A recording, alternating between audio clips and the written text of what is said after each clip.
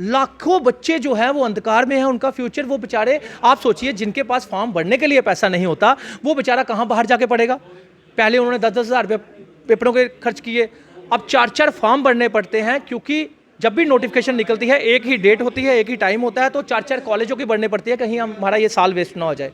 तो कई बच्चों के फ्यूचर जो है वो दाव पे लगे हुए हैं।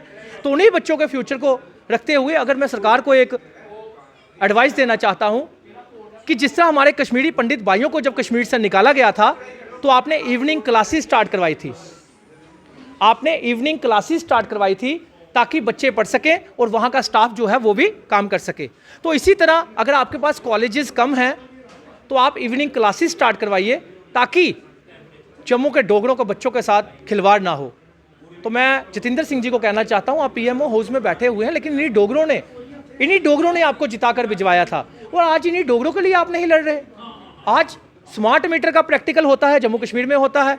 आज न्यू एजुकेशन पॉलिसी 2020 का प्रैक्टिकल होता है तो वो जम्मू कश्मीर में होता है। पूरी तरह से भाजपा को जिम्मेदार मान रहे हैं और कश्मीर के जो नेता हैं वो आवाज उठा रहे हैं, इसलिए वो जिम्मेदार नहीं। कह रहा हूँ कश्मीर के नेता अपने बच्चों के लिए लड़ रहे हैं, वहाँ के बच्चों को साथ एडमिशन भी हो रही है, वहाँ के बाबू लोग भी अपने बच्चों के लिए, कश्मीर के बच्चों के लिए लड़ रहे हैं और वहाँ पे एडमिशन मजे से हो रही है, पोर्टल भी खुले हुए हैं। लेकिन जम्मू के बाबू लोग भी मजबूर हो चुके हैं, यसमैन बने हुए हैं, लाचार बन चुके हैं और जम्मू के डोगरों की कोई आवाज़ नहीं जो अहम आवाज़ है ना। स्मार्ट मीटर के नाम से लोगों को लूट लिया, पूरे देश में स्मार्ट मीटर नहीं, जम्मू कश्मीर में लगा दिया। स्कूल तो अच्छे ये बना नहीं सकते, पानी के मीटर ये तैयार करके बैठे हुए हैं। बिजली हमारी है, 9 प्रोजेक्ट हमारे हैं। सलाल प्रोजेक्ट की बात करूं, उसका आरटीआई का जवाब भी आ चुका है, उसके 25 साल एग्रीमेंट कंप्लीट भी हो चुका है, उसके बाद भी 85% बिजली बाहर बेची जा रही है और 15% बिजली हमारे जम्मू कश्मीर में दी जा रही है। तो किसको पूछें, जम्मू के साथ सौतेला व्यवहार करने के ऊपर सबसे बड़ा अगर हाथ है तो वो भाजपा का है। सबसे पहले अमित कपूर की पहचान तब बनी जब उन्होंने शिक्षा के क्षेत्र में कुछ धांधलियों को आम जनता के सामने और विभाग को सवाल या निशान कर दिया और सवाल इस प्रकार खड़े किए कि विभाग के तमाम अधिकारी ये कहते हुए नजर आए कि देखिए आप एक बार आइए तो सही, हम जवाब ज़रूर देंगे। लेकिन इस बार एडमिशन का मामला, और एडमिशन इस तरह से है कि आगे का भविष्य आपके कॉलेजेस में जो एडमिशन्स होती है उसी पर निर्भर करता है, लेकिन उस पर भी अब इनका आरोप है कि एक भेदभाव की नीति अपनाई जा रही है। जम्मू के आम डोगरों को उसमें स्थान नहीं दिया जा रहा और यहाँ पर भी आनाकानी की नीति को अमली जामा पहनाया जा रहा है। अमित कपूर जी मेरे साथ हैं, कौन कौन से तथ्य हैं शिक्षा विभाग के जो इस बार आप लेकर आए और जिससे आम लोग अभी तक अवगत नहीं? देखिए मैं आपको बता दूं कि जम्मू और कश्मीर, हमेशा से ये कहा जाता था कि जम्मू के साथ भेदभाव होता है, जम्मू के साथ सौतेला व्यवहार होता है। और जब से भाजपा की सरकार आई है और भाजपा की जो अप्रत्यक्ष रूप से जो सरकारें चलाई जा रही है एलजी एडमिनिस्ट्रेशन के द्वारा, एलजी एडमिनिस्ट्रेशन, हाँ केंद्र सरकार की लगा लीजिए, तो कहने का मतलब ये है कि इनके ये दावे थे कि जम्मू और कश्मीर को एक ही नज़र से देखा जा रहा है। लेकिन मैं आपको बता दूं कि जम्मू कश्मीर में जम्मू को हमेशा सौतेला व्यवहार किया गया, जम्मू के बच्चों के साथ, जम्मू के डोगरों के साथ। लेकिन आज बात हमारे बच्चों पे आ गई, जम्मू के बच्चों के साथ इतना बड़ा सौतेला व्यवहार किया जा रहा है, जम्मू के बच्चों का फ्यूचर बर्बाद करने की कोशिश की जा रही है। 5 कॉलेज, क्लस्टर यूनिवर्सिटी के अंडर 5 कॉलेज हैं। 5 कॉलेज होने के बाद अगर फिर भी आपको बच्चे ज़्यादा हैं, कॉलेजेस कम हैं, तो आप इवनिंग क्लासेस लगा लीजिए ताकि बच्चे जो हैं उनको बाहर ना जाना पड़े पढ़ने के लिए, उनको परेशानी ना आए। क्योंकि ड्राइवरों के बच्चे, अपने दिहाड़ीदारों के बच्चे, डेली वेजर के बच्चे, जो डेली रूटीन में काम करते हैं उनके बच्चे, बिजनेसमैन के बच्चे खज्जल हो रहे हैं। जम्मू के डोगरों के बच्चों के कॉलेज के जो एडमिशन का प्रोसेस है, अभी तक क्लासेस बैठ जानी चाहिए थी, अभी तक क्लासेस फर्स्ट सेमेस्टर की बैठ जानी चाहिए थी, लेकिन अभी एडमिशन प्रोसेस ही कंप्लीट नहीं हुआ।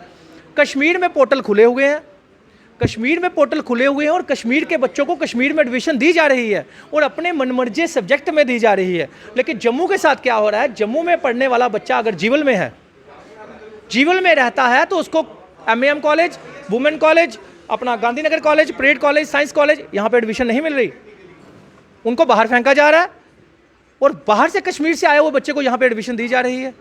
जब बाबा गुलाम शाह बादशाह यूनिवर्सिटी, वहाँ पे जम्मू रजौरी पुंछ के बच्चों को 20% रिजर्वेशन रखी गई है, तो जम्मू कश्मीर में 5 कॉलेज होने के बाद भी, जम्मू के डोगरों के लिए जो क्लस्टर कॉलेज बने थे, वहाँ पे कोई रिजर्वेशन नहीं डोगरों के लिए।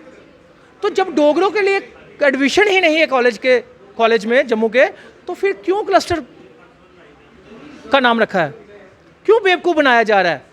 जम्मू के डोगरों के बच्चों के साथ भी सौतेला व्यवहार। पहले आपने शराब की दुकानें खोली, पूरे देश में न्यू एजुकेशन पॉलिसी नहीं है, पूरे देश में न्यू एजुकेशन पॉलिसी इंप्लीमेंट नहीं हुई 2020 लेकिन जम्मू कश्मीर में इंप्लीमेंट करवाने की कोशिश की जा रही है। जबकि CUET के नाम से कितने घोटाले हुए आपने देखा ही। CUET के नाम से बच्चों को रात को 2 बजे मैसेज आता था, सुबह 11 बजे पेपर है वो कहाँ है, अमृतसर, और शाम को 4 बजे पेपर कहाँ है, जम्मू। तो ये हालात पहले ही फेल हो चुके हैं CUET के। उसके बाद जब शोर शराबा डाला लोगों ने, फिर जाकर इन्होंने बोला नहीं जी अब जो बच्चे नहीं पेपर दे सके उनको भी एडमिशन देंगे। अब बेचारे जम्मू के डोगरों का बच्चे को फ्यूचर बर्बाद हो चुका है। जम्मू के डोगरे दरबदर हो रहे हैं। जम्मू के डोगरे के बच्चों जाएं तो जाएं किसके पास? पर किसको जिम्मेदार मानते हैं? जिम्मेदार ये सियासी पार्टियां और सियासी लोग। अगर ये सियासी लोग अपने जम्मू के डोगरों के लिए आवाज़ उठाते तो अभी तक कॉलेजों में जो क्लस्टर कॉलेज है, 5 कॉलेज है, वहाँ पे इनकी सीटें जो डोगरों की थी वो रिजर्व की गई होती। और जिस तरह कश्मीर में पोर्टल खुला हुआ है, वहाँ के कश्मीर के मैक्सिमम बच्चों को एडमिशन मिल चुकी है, और जम्मू के बच्चे जो है वो दरबदर हो रहे हैं। सिर्फ 40 से 50% बच्चों को अभी तक एडमिशन मिली है। क्यों वन टाइम कंसेशन नहीं दी जा रही है एडमिशन की? और आंकड़ा कितना है, कितने युवा हैं, कितने स्टूडेंट्स हैं जो इस समय हजारों यही सोचे कि अंधकार में हम। मैडम हजारों की बात नहीं कर रहा हूँ, लाखों में, लाखों बच्चे जो है वो अंधकार में है। उनका फ्यूचर, वो बेचारे, आप सोचिए जिनके पास फॉर्म भरने के लिए पैसा नहीं होता वो बेचारा कहाँ बाहर जाके पढ़ेगा? पहले उन्होंने 10-10 हज़ार रुपये पेपरों के खर्च किए, अब 4-4 फॉर्म भरने पड़ते हैं, क्योंकि जब भी नोटिफिकेशन निकलती है एक ही डेट होती है, एक ही टाइम होता है, तो 4-4 कॉलेजों की भरनी पड़ती है, कहीं हमारा ये साल वेस्ट ना हो जाए। तो कई बच्चों के फ्यूचर जो है वो दाव पे लगे हुए हैं। तो उन्हीं बच्चों के फ्यूचर को रखते हुए अगर मैं सरकार को एक एडवाइस देना चाहता हूँ कि जिस तरह हमारे कश्मीरी पंडित भाइयों को जब कश्मीर से निकाला गया था तो आपने इवनिंग क्लासेस स्टार्ट करवाई थी, आपने इवनिंग क्लासेस स्टार्ट करवाई थी ताकि बच्चे पढ़ सकें और वहाँ का स्टाफ जो है वो भी काम कर सके। तो इसी तरह अगर आपके पास कॉलेजेस कम हैं तो आप इवनिंग क्लासेस स्टार्ट करवाइए ताकि जम्मू के डोगरों के बच्चों के साथ खिलवाड़ ना हो। तो मैं जितेंद्र सिंह जी को कहना चाहता हूँ, आप PMO हाउस में बैठे हुए हैं, लेकिन इन्हीं डोगरों ने आपको जिताकर भिजवाया था, और आज इन्हीं डोगरों के लिए आप नहीं लड़ रहे। आज स्मार्ट मीटर का प्रैक्टिकल होता है, जम्मू कश्मीर में होता है। आज न्यू एजुकेशन पॉलिसी 2020 का प्रैक्टिकल होता है, तो वो जम्मू कश्मीर में होता है। पूरी तरह से भाजपा को जिम्मेदार मान रहे हैं, और कश्मीर के जो नेता हैं वो आवाज उठा रहे हैं, इसलिए वो जिम्मेदार नहीं है। कश्मीर के नेता अपने बच्चों के लिए लड़ रहे हैं, वहाँ के बच्चों को साथ एडमिशन भी हो रही है, वहाँ के बाबू लोग भी अपने बच्चों के लिए, कश्मीर के बच्चों के लिए लड़ रहे हैं, और वहाँ पे एडमिशन मजे से हो रही है, पोर्टल भी खुले हुए हैं। लेकिन जम्मू के बाबू लोग भी मजबूर हो चुके हैं, यसमैन बने हुए हैं, लाचार बन चुके हैं, और जम्मू के डोगरों की कोई आवाज़ नहीं जो अहम आवाज़ है ना, जो ज़रूरी आवाज़ है। है ना, हमारा तो काम है आवाज़ उठाना, हम उठाएंगे। लेकिन सोचने वाली बात है कि इसे सियासी पार्टी या विपक्ष क्या कर रहा है? विपक्ष क्यों नपुंसक होकर बैठा हुआ है? विपक्ष को कौन सी विपक्ष आज पहुंच गया लोगों के घर में? पता क्या फ़ायदा उठाया जा रहा है कि अमित कपूर ने जम्मू कश्मीर में भाजपा को गंदा कर दिया, अब इसका फ़ायदा जो है वो सियासी पार्टियाँ उठाएंगी। ये फ़ायदा उठाया जा रहा है कि अमित कपूर जो लगा हुआ है बीजेपी हाय हाय करने, और तो कभी भी प्रदर्शन राजनीतिक हुआ ही हुआ ही नहीं। मैं तो नॉन पॉलिटिकल करता है, लेकिन फ़ायदा कौन उठा कौन रहा है? कांग्रेस NCP ये लोगों के घरों में जाके माहौल बनाना स्टार्ट कर दिया इन्होंने, लोगों के दरवाजे खटखटाना स्टार्ट कर दिए, छोटी छोटी मीटिंगें करना स्टार्ट कर दी। किसके लिए? कॉर्पोरेशन की इलेक्शन आ गई, MP की इलेक्शन आ गई। तो ये हालात हमारे इन लोगों के, मुझे ये समझ नहीं आती। जब ये जम्मू कश्मीर, जम्मू के खासकर जम्मू की बात करूं, जम्मू के डोगरों के नेता अगर जम्मू के लिए नहीं है, जम्मू के बच्चों का फ्यूचर नहीं बना सकते, जम्मू के बच्चों के फ्यूचर के लिए लड़ नहीं सकते, अगर मेरे पास बच्चे आ सकते हैं, मेरे पास उनके माँ बाप के फ़ोन आ सकते हैं, तो क्या इनके पास कोई नहीं जाता होगा? भाजपा तो दरबार लगाकर बैठी होती है, भाजपा तो पब्लिक दरबार लगाकर बैठी होती है, तो वहाँ पे जब श्यामलाल शर्मा जैसे शगुफे छोड़ते हैं तो कौन विश्वास करेगा इनके ऊपर? आप मुझे बताइए। इन्होंने स्मार्ट मीटर के नाम से लोगों को लूट लिया, पूरे देश में स्मार्ट मीटर नहीं, जम्मू कश्मीर में लगा दिया। स्कूल तो अच्छे ये बना नहीं सकते, पानी के मीटर ये तैयार करके बैठे हुए हैं। बिजली हमारी है, 9 प्रोजेक्ट हमारे हैं। सलाल प्रोजेक्ट की बात करूं, उसका RTI का जवाब भी आ चुका है, उसके 25 साल एग्रीमेंट कंप्लीट भी हो चुका है, उसके बाद भी 85% बिजली बाहर बेची जा रही है और 15% बिजली हमारे जम्मू कश्मीर में दी जा रही है। तो किसको पूछें? जम्मू के साथ सौतेला व्यवहार करने के ऊपर सबसे बड़ा अगर हाथ है तो वो भाजपा का है। बिजली अभी प्राइवेट नहीं हुई है, बिजली अभी सिर्फ कॉरपोरेशन के अंडर दी गई है, यूपी बिहारियों के अंडर दी गई है, किसके, एमडी, प्रिंसिपल सेक्रेटरी और एलजी साहब के। अब जब बिजली प्राइवेट हो जाएगी तो सोचिए ये 5 से 10 हज़ार का तब्दील 25,000 में करने में इनको टाइम नहीं लगेगा। मैं एक और सौतेला व्यवहार जम्मू के लोगों के साथ बताऊंगा आपको।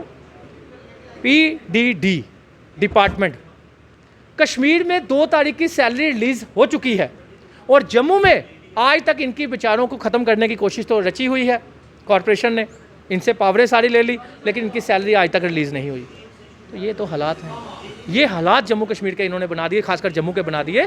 जम्मू कश्मीर को पहले, जम्मू को अलग अलग नज़र से देखा जाता था, कश्मीर को, जम्मू के साथ पहले भी सौतेला व्यवहार होता था, आज भी जम्मू के साथ डोगरों के साथ सौतेला व्यवहार हो रहा है, चाहे वो ऑफिसर रैंक पे बैठा हुआ है, चाहे वो नीचे है, चाहे वो आम आदमी है। देखिए, साफ तौर पर जम्मू के डोगरों के साथ सौतेला व्यवहार करने का काम तमाम राजनीतिक चेहरों ने किया, लेकिन राजनीति से परे होकर मैं सबके समक्ष आया, एक मुद्दे को भुना और आवाज़ बनने की कोशिश की स्मार्ट मीटर के मसले पर। लेकिन इस समय तमाम सियासतदान उन्हीं प्रदर्शनों का फ़ायदा उठाते हुए हर एक व्यक्ति के दरवाजे तक पहुंचते हैं और ये कहते हैं कि हम विपक्ष का किरदार ज़रूर निभाएंगे। ऐसा आरोप जो है अमित कपूर लगा रहे हैं। आप यूँ हमारे साथ बने, देखते विश्व जम्मू से।